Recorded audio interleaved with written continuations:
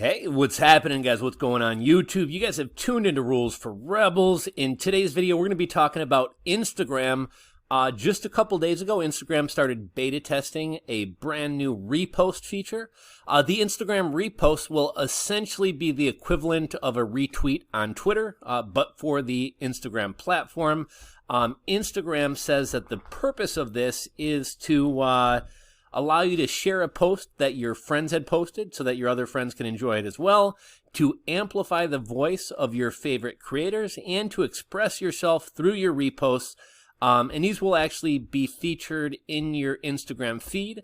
There'll also be a specific section of your Instagram post where people can view all of your reposts. Now, this is something that Instagram users have been calling for a long time. It's also been something that Instagram for quite a while has been saying that they're going to roll out. One thing that I noticed, all these different social media platforms are really kind of competing for your attention, your time, your views, and in turn, ad revenue. We see a lot of these social media platforms kind of looking to other platforms, to what people are enjoying on those platforms and rolling it out on their own.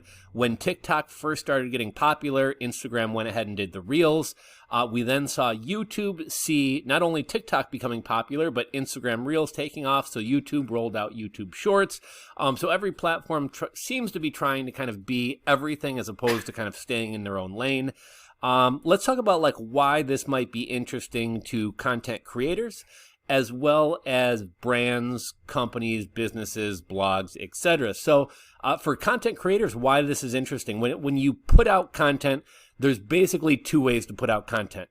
You can either create content, which is creating original, unique content, or you can curate content. Curating content is, some people say, oh, it's stealing other people's content, but curating content is essentially, it's kind of its own skill set. It's knowing an audience and being able to put together relevant content that other people have created that will be interesting to that audience. So I think an example I always give as a good example of content curation is the website Drudge Report. I imagine most of you guys are familiar with it. If you're not, check it out, drudgereport.com. Drudge Report, what it is, they don't create any of their own content. Basically, what they do is collect interesting stories from around the internet. They do kind of put their own unique headlines or titles on it that tend to be attention-catching and a little bit clickbaity. It's primarily kind of a conservative news outlet, but they also share kind of like some sensational stories and some unique and interesting studies and things like that as well. But they don't create any of their own content.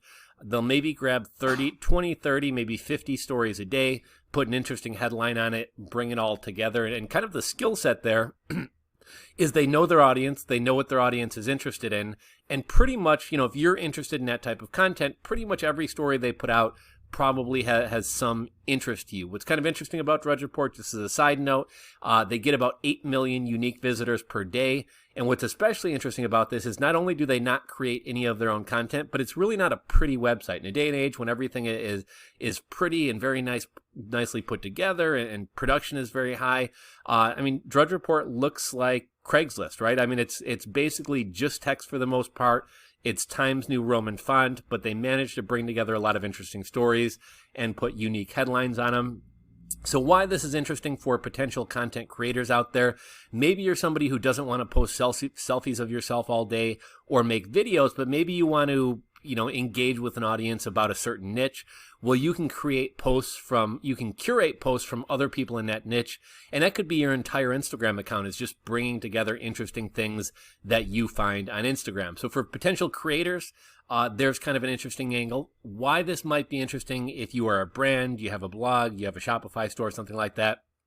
Instagram and all social media platforms work off of engagement, right? What is engagement? Engagement is somebody watching your video. It's somebody liking your video. It's somebody commenting on your post. Here's a whole nother way that you can get engagement on your content is people actually resharing your posts. So, I know a lot of brands like to do giveaways or contests. If you're doing a giveaway or contest, typically it's like this post, tag a friend, and make sure you're following us. Well, here's a whole new way to engage with people is share this post, like this post, make sure you're following us, tag a friend. But you can get your contests out to a lot more people. You can encourage people. You could potentially do a giveaway and encourage people to share a post that you wind up putting out. This new feature was actually just noticed within the past couple days. A social media consultant by the name Matt Navarra noticed the Instagram account of Adam Mosseri, the current head of Instagram. That will be the thumbnail of this video and what you're looking at right now. You can kind of see this new repost tab. So apparently these reposts will wind up showing up in your feed. They'll also be in a special section here where all your reposts will be posted. This is kind of, again, Instagram's stab at keeping people engaged and keeping up with other platforms. Why this matters, and up until now, you really didn't have a means within the Instagram platform itself to repost things. There were some third-party apps out there, but using third-party apps obviously has privacy risks and security risks associated. Sure, you could also like grab a screenshot of somebody's post and repost it yourself, but there was no official feature for this. So Instagram here is kind of getting rid of some of these third-party apps. And kind of integrating this into their own platform. That's something that Instagram does a lot. You know, obviously there's a lot of brand deals going on Instagram. This try kind of wound up failing for Instagram, but something Instagram wound up doing a while back, it was trying to kind of integrate kind of an influencer ad network into the native platform where brands and creators could kind of partner and work out deals directly on the platform. That never really took off. But anytime Instagram sees kind of an industry growing around Instagram, rather than letting a third party dominate and run and profit off of that industry, Instagram kind of likes to roll that feature directly into their site and kind of own the entire ecosystem. If you are somebody who is part of this beta test and you want to drop a comment, let us know what you think about it. Feel free to do so. Also, if you are an Instagram user or you consume a lot of Instagram, drop a comment down below. Let us know what you think about this feature. Is it a good thing? Is it something that you think you're going to use? That's all I really got for you guys today. If you guys enjoyed today's video, give it a thumbs up. If you're not subscribed to the channel, click that subscribe button down below, ring the bell, and until next time, guys, Rules for Rebels signing out.